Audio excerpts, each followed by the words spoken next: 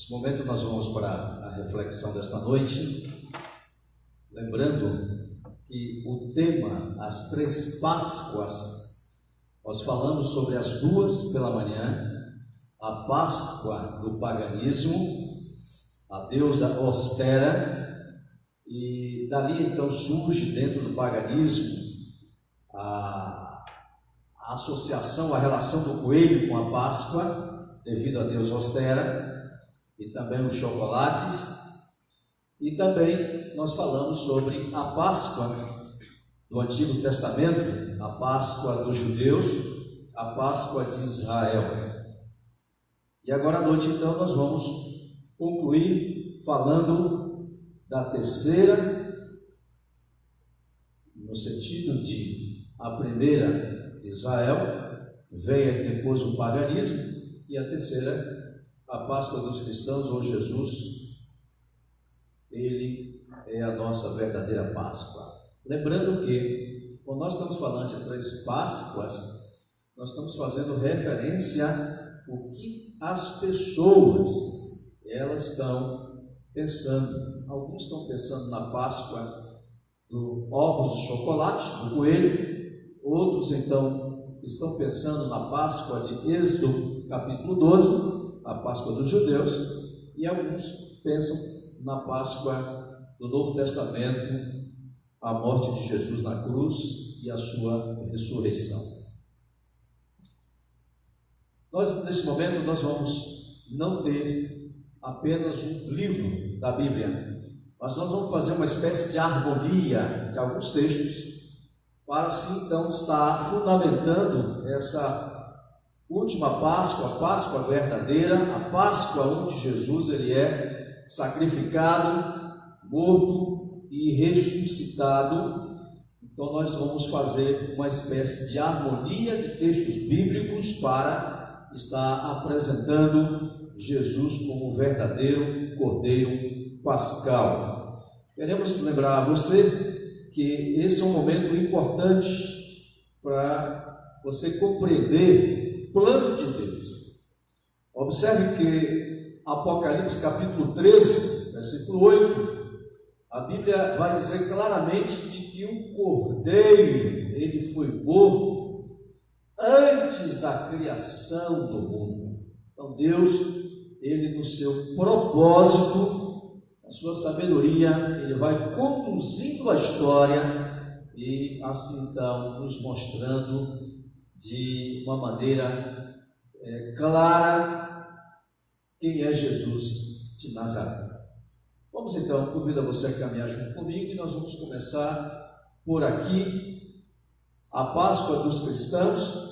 Verdadeiramente Jesus ressuscitou, e os apóstolos, ele respondiam o seguinte: nós somos testemunhas, verdadeiramente Jesus ressuscitou, e nós somos testemunhas. Isso é importante você estar sempre lembrando. Vamos começar por aqui, Jeremias capítulo 31, versículo 31. O profeta Jeremias, sendo a boca de Deus, a voz do Senhor, ele então escreve assim: estão chegando os dias. Observe que essa profecia vai se cumprir mais de 700 anos depois. E ele está profetizando. Deus está inspirando Jeremias a escrever. E que esses dias são os dias de mudanças. Estão chegando os dias, declara o Senhor, quando farei uma nova aliança com a comunidade de Israel e com a comunidade de Judá. A nova aliança é uma profecia, porque a aliança que Deus fez com Abraão foi uma aliança feita na circuncisão. A aliança que Deus faz com as famílias, protegendo do anjo da morte, foi a morte do cordeiro. E a aliança, então, ela vai chegando ao ponto onde as pessoas elas vão quebrando a aliança com Deus. E Deus, então, agora, Ele está fazendo o prenúncio de uma nova aliança. E essa nova aliança seria uma aliança totalmente diferente. Não iria ser de um membro de um ser humano masculino, não seria mais um animal, mas essa nova aliança estava apontando para alguém especial, vindo do céu, para ele cumprir os propósitos de Deus. Então tudo começa em Jeremias 31, para você entender a verdadeira Páscoa. E continua Jeremias agora, versículo 33. Esta é a aliança que farei com a comunidade de Israel. Porei minha lei no íntimo deles e a escreverei nos seus corações. Serei o Deus deles e eles serão o meu povo. Essa nova aliança que Deus está apontando é uma aliança de relacionamento. É uma aliança de intimidade. Deus colocando no coração do ser humano ensinamento, os mandamentos dele. Então, quando você compreendeu o que é o Evangelho, o que é o cristianismo, é relacionamento com Deus. E assim, então, você vai perceber que essa nova aliança, ela vai fazer sentido com a chegada de Jesus. É importante que você perceba essa grande diferença. E agora nós vamos caminhando para Hebreus, no Novo Testamento, Hebreus capítulo 9, versículo 15.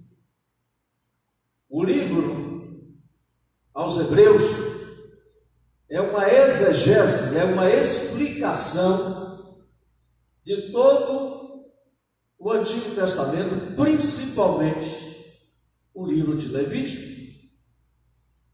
E o escritor aos Hebreus, ele vai mostrar ponto por ponto de que Jesus, ele é o cumprimento dessa profecia. No momento que o eunuco perguntou a Filipe a passagem de Isaías 53, se a passagem está falando sobre Isaías ou de uma outra pessoa, Filipe então responde dizendo que está falando sobre Jesus. E Pedro também vai pegar o texto de Isaías e mostrando que Jesus é o cumprimento profético. Nós vamos encontrar Jesus em Lucas dizendo que está escrito sobre mim no livro da lei de Moisés, nos Salmos e nos profetas. Jesus, quando ele está na sinagoga, ele lê o profeta Isaías, ele diz: hoje cumpriu-se as Escrituras.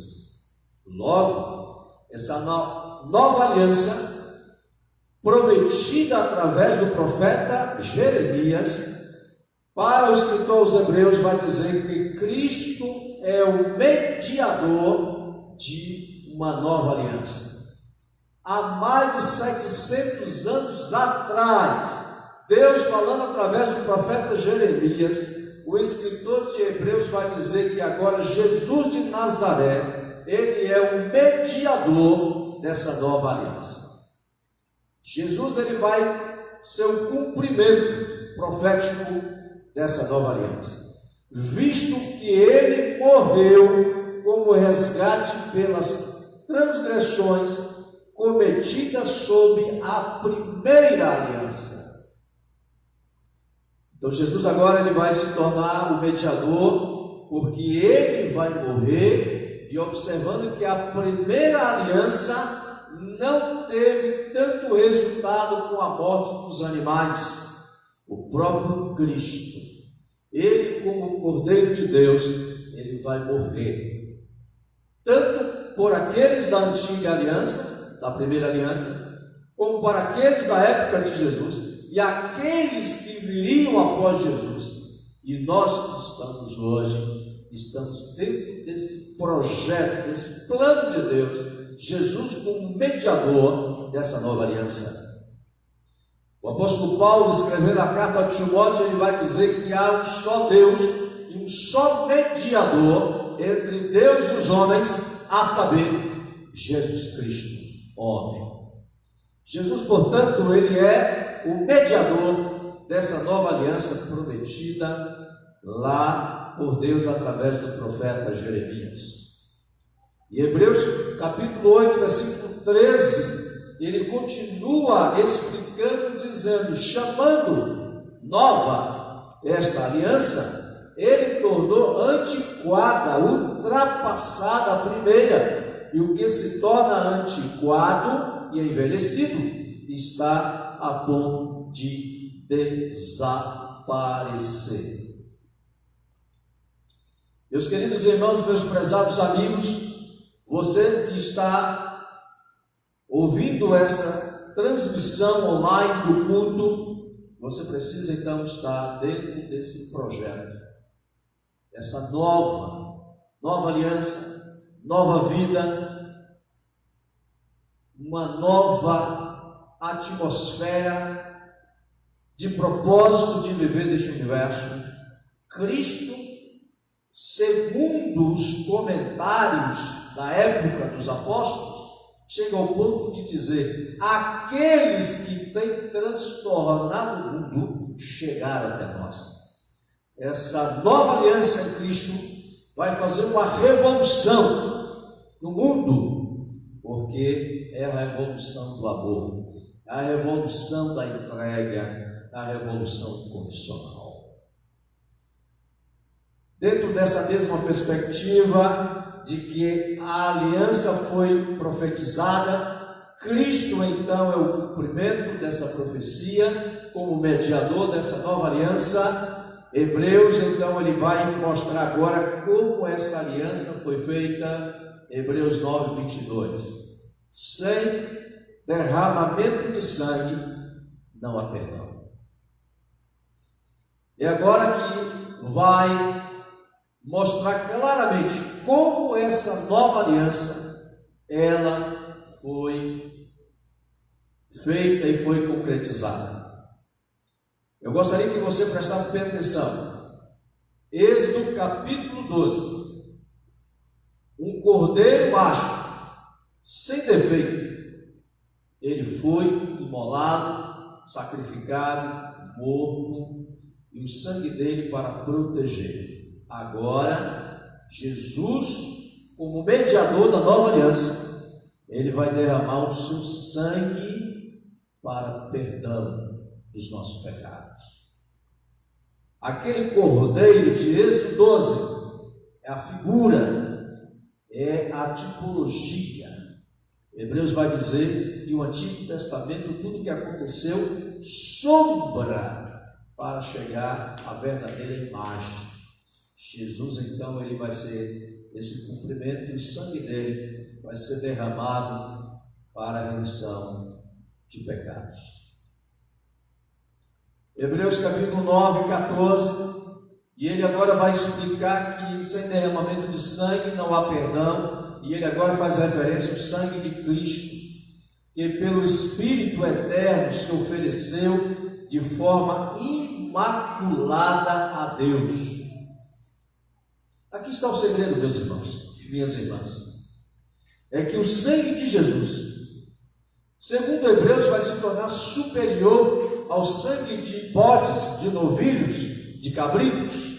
É o sangue de Jesus derramado na cruz do Calvário que vai ter o grande resultado da nossa reconciliação com Deus.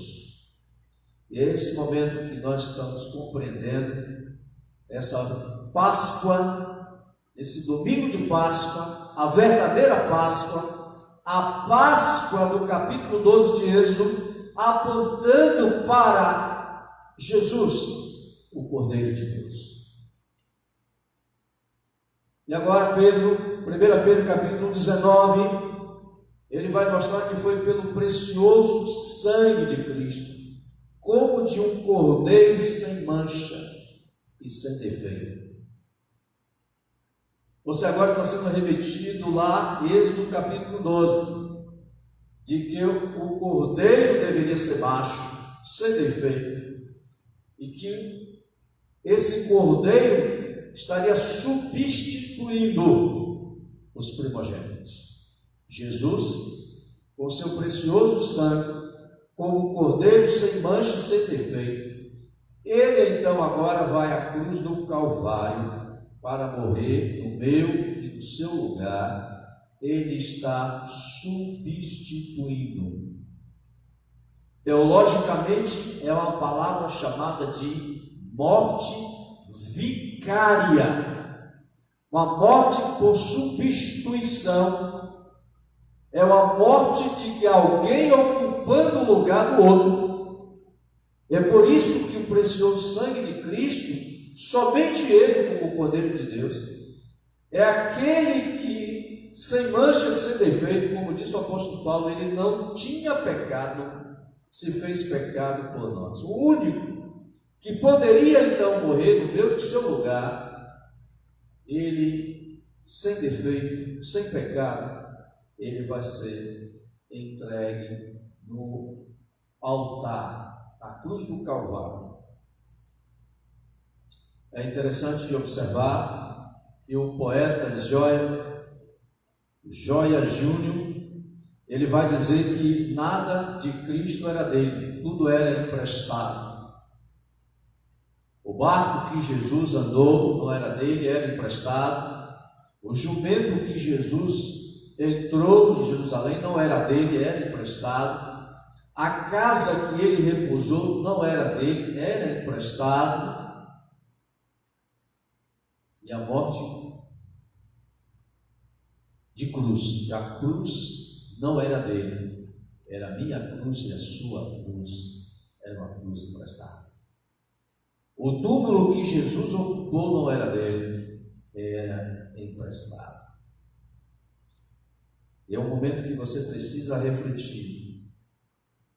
Será que hoje você refletiu sobre a verdadeira Páscoa?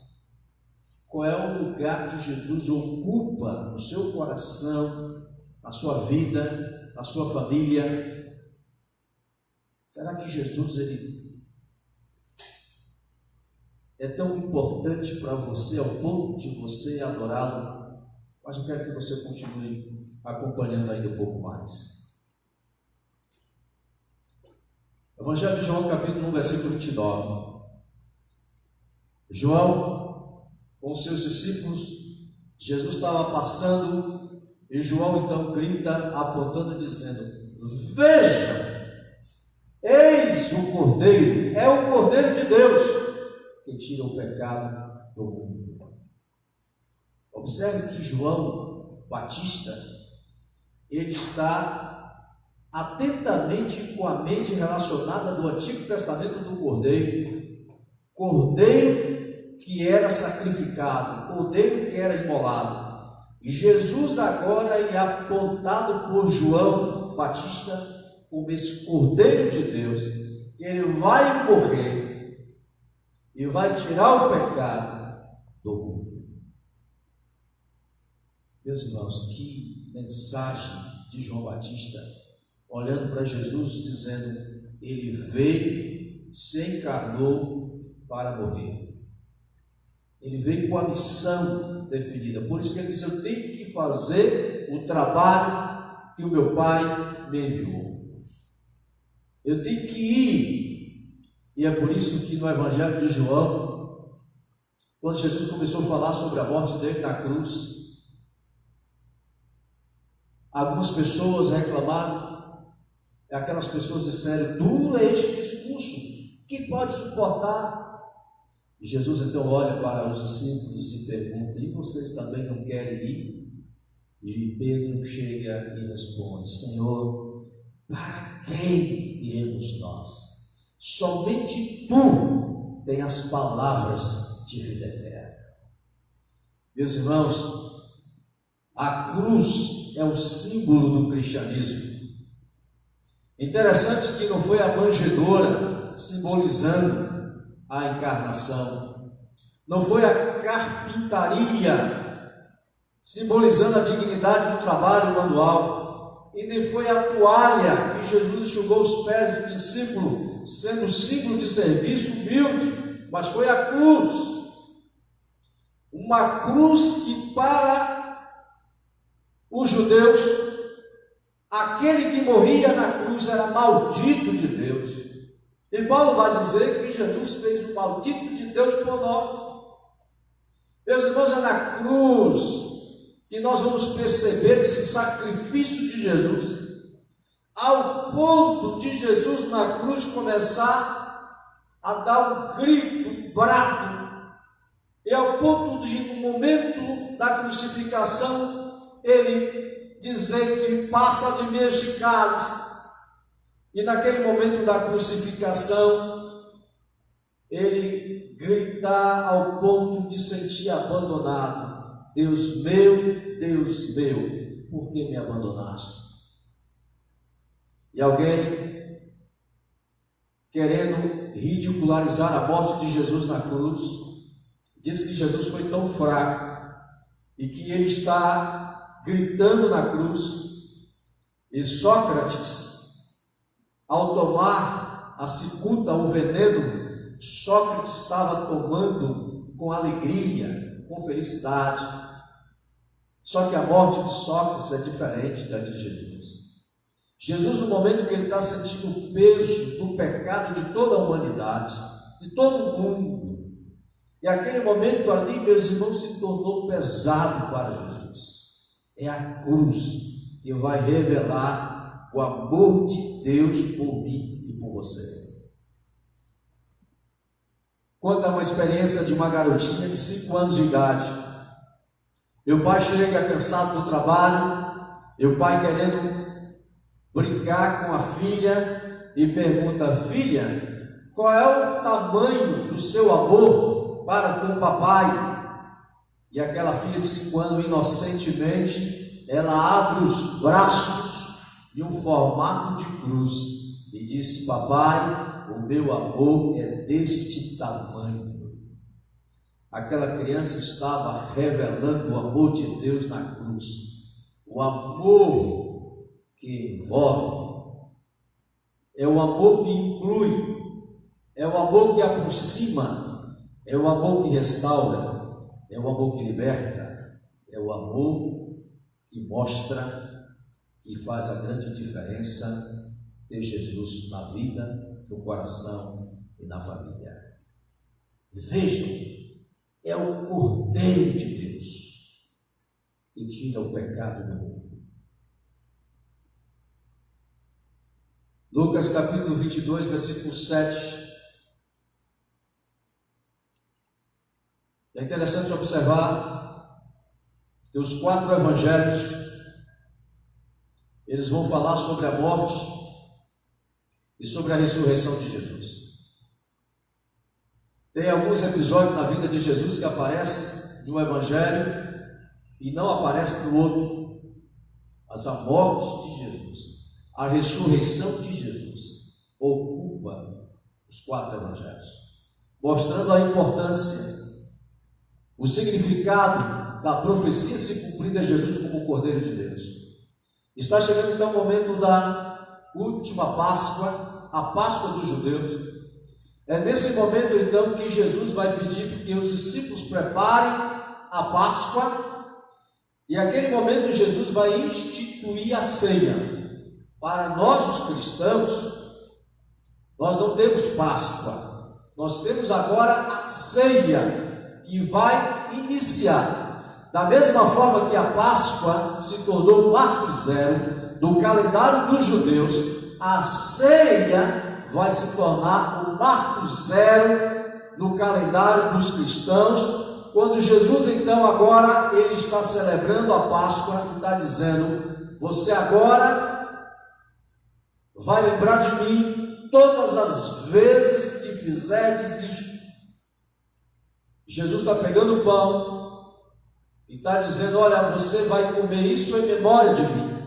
Você vai pegar o cálice e vai tomar em memória de mim. Fazei isso todas as vezes e comerdes do pão e beberdes do cálice, até a volta do Senhor.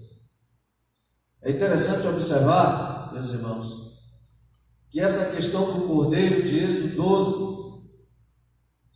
nós vamos ter isso de uma maneira clara em João capítulo 6. Eu gostaria que você abrisse a sua Bíblia aí para você ter um entendimento. Olha só o que Jesus está deixando claro e as pessoas não entenderam. E quando os cristãos estavam sendo perseguidos lá no Império Romano, os cristãos estavam sendo acusados de ser canibais, porque estava tendo o momento de comer a ceia, e eles estavam entendendo literalmente que estavam comendo o corpo e bebendo o sangue de Jesus. E espalhou então todo o Império Romano de que os cristãos, eles eram canibais, e numa festa do ágape, uma festa do amor, eles estavam comendo a carne de alguém e bebendo o sangue de alguém.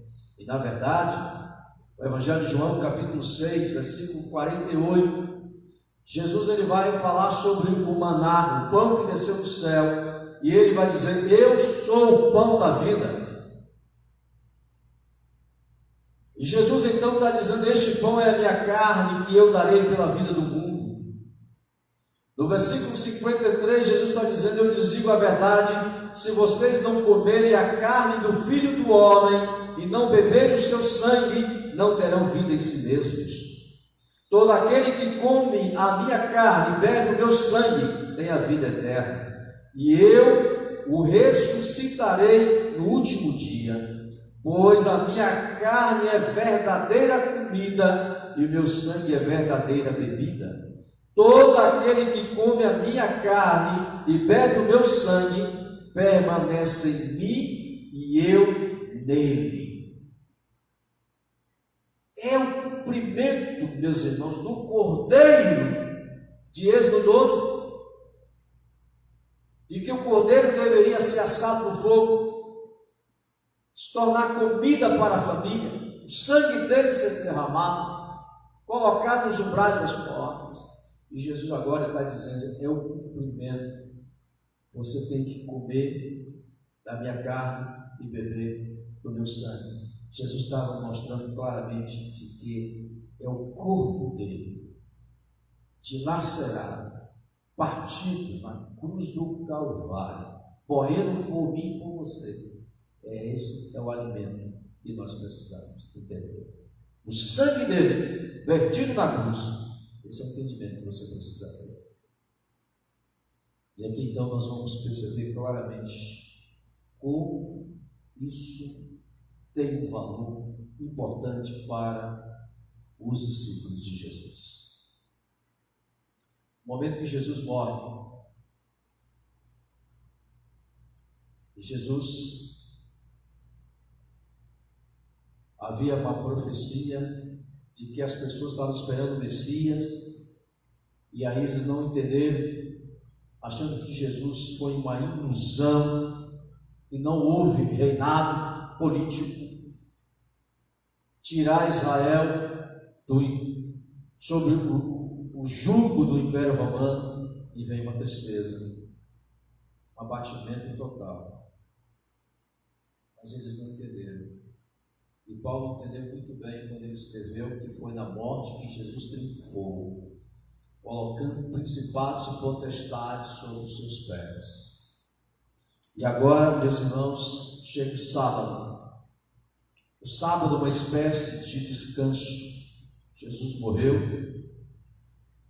Naquele momento, então, inaugurando um novo tempo para a vida. Sabe por quê? Porque lá em Êxodo 12, a Páscoa dos judeus, o cordeiro vai ser a proteção contra a morte. Mas a morte de Jesus vai vencer a morte.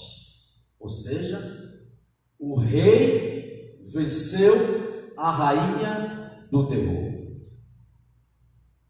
Glórias a Deus por isso, meus irmãos, porque essa é a diferença. Enquanto o Cordeiro de Êxodo 12 protege os primogênitos, Jesus, o Cordeiro de Deus, ele vai nos livrar da morte, ele vai vencer a morte, ele vai ressuscitar no primeiro dia da semana. E foi esse motivo de alegria, meus irmãos. Jesus então chega no domingo trazendo esperança, domingo trazendo agora a grande alegria. Começa com Maria Madalena, depois os discípulos no caminho de Emaús, depois os 11, depois os 12, Tomé apareceu, e depois Paulo vai dizer que ele apareceu a mais de 500 pessoas, e a ressurreição agora vai se tornar o tema da pregação do culto dos apóstolos, ao ponto de Paulo dizer que se Cristo não ressuscitou, vã é a nossa pregação e a nossa fé.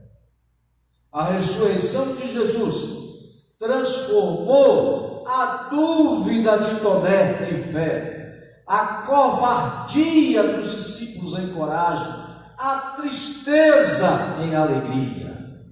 Esse é o motivo, meus irmãos, da verdadeira Páscoa. Jesus, o Cordeiro de Deus, ele morre por mim e por você. Jesus então agora ele descansa no túmulo, mostrando que vai começar um novo tempo. E Jesus deu uma espécie de amostra grátis da ressurreição. Ele ressuscitou o filho da viúva de Naim, ele ressuscitou a filha de Jairo, ele ressuscitou Lázaro, o irmão de Maria e de Marta. Mas ali foi só o prenúncio, uma ressuscitação.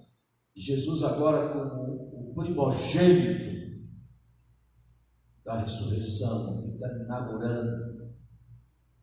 E é interessante observar que Lucas 24, 39, os discípulos estão assombrados, achando que é um fantasma, e Jesus disse: olha aqui, as minhas mãos, os cravos, as marcas dos cravos. Um fantasma não tem carne, não tem osso. Jesus está mostrando um corpo glorificado, diferente. E é isso, meus irmãos, que nós não precisamos temer. Nem mal, nenhuma pandemia, nada. Porque Jesus, ele venceu a morte. Jesus, o rei, venceu a rainha do terror, a morte. O apóstolo Paulo, citando o profeta Oséias, ele vai agora zombar da morte, dizendo: ó morte, onde estão os teus aguilhões? Porque Jesus, o Cordeiro de Deus, ele foi sacrificado, porque ele é o nosso Cordeiro pascal. 1 Coríntios capítulo 5, versículo 7, o apóstolo Paulo, ele vai trazer então essa verdade, dizendo: pois Cristo, nosso Cordeiro pascal, foi sacrificado. Eu gostaria que você, na sua sala, no seu quarto, onde você estiver, pensasse um pouquinho sobre isso, ou recitasse para sua esposa, seu esposo, seu filho, sua filha: Cristo, nosso Cordeiro pascal, foi sacrificado. A antiga aliança, ela agora tem uma nova aliança, substituiu a antiga. Jesus, o mediador dessa nova aliança, ele é o cumprimento de Deus, ele é o Cordeiro que tira o pecado do mundo, ele é o Cordeiro pascal, ele morreu por mim e por você. Estou caminhando para o final, e eu quero então que você marque na sua Bíblia 2 Timóteo capítulo 1, versículo 10, uma espécie de conclusão: sendo agora revelada pela manifestação de nosso Salvador, Cristo Jesus. Ele tornou inoperante a morte. A morte perdeu o poder, a morte perdeu seu significado e trouxe à luz a vida e a imortalidade por meio do Evangelho. É por isso que Jesus vai dizer: eu sou a ressurreição e a vida, ainda que esteja morto, viverá. Glória seja dada no nome de Jesus, meus irmãos. Esse é o motivo da nossa alegria, da nossa esperança. Jesus como a nossa verdadeira Páscoa. E na ceia, Ele então ali agora está inaugurando uma nova aliança no corpo e no sangue dele. Então a Páscoa foi substituída pela ceia. Por isso que nós precisamos fazer em memória da morte de Jesus na cruz do Calvário. Nós não podemos esquecer o que Ele fez por mim e por você. Foi por amor que Ele fez. Que Deus abençoe a sua vida e que você compreenda o verdadeiro sentido da Páscoa. Se não foi possível você ouvir a mensagem de manhã, vá no Facebook, aí na Primeira Igreja Batista está lá, o culto da manhã, e você vai entender a primeira e a segunda Páscoa, a Páscoa dos judeus e a Páscoa paganizada, e agora você está tendo a terceira, a última Páscoa, e Jesus inaugurando agora a ceia do Senhor. Jesus, Ele é o Cordeiro Pascal que foi sacrificado. Ele tornou inoperante a morte. Ele trouxe a vida, a luz e a vida e a imortalidade por meio do Evangelho. O Evangelho significa boas novas, boas notícias. Você agora está ouvindo as boas notícias de Jesus. Não precisa temer o coronavírus, o Covid-19. Só você crê em Jesus. E você confiar nele, você entender que em meio de tudo isso, você precisa estar em Jesus, que venceu a morte, e tornar a sua fé sólida em Jesus de Nazaré. Que o Senhor te abençoe, te guarde, faça resplandecer o seu rosto e continue te dando a preciosa paz. Nós vamos convidar o Ministério de Louvor.